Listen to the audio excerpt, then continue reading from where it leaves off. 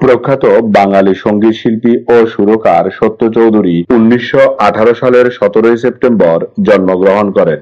বাংলা সঙ্গীত জগতে তিনি একজন বিশিষ্ট ব্যক্তিত্ব হিসেবে পরিচিত, যিনি আধুনিক গান, দেশাত্মবোধক সঙ্গীত এবং চলচ্চিত্রের গানে অসাধারণ অবদান রেখেছেন।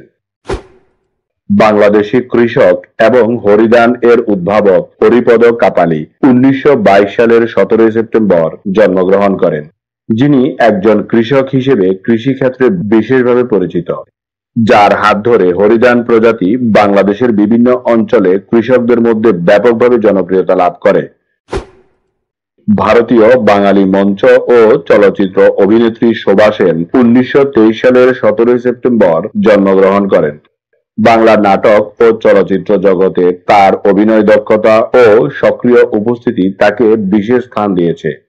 তার অভিনয় ছিল প্রাণোজ্জ্বল, প্রাণবন্ত এবং চরিত্রের গভীর অনুধাবনের প্রতিফলন, যা দর্শক হৃদয়ে গভীর ছাপ ফেলে।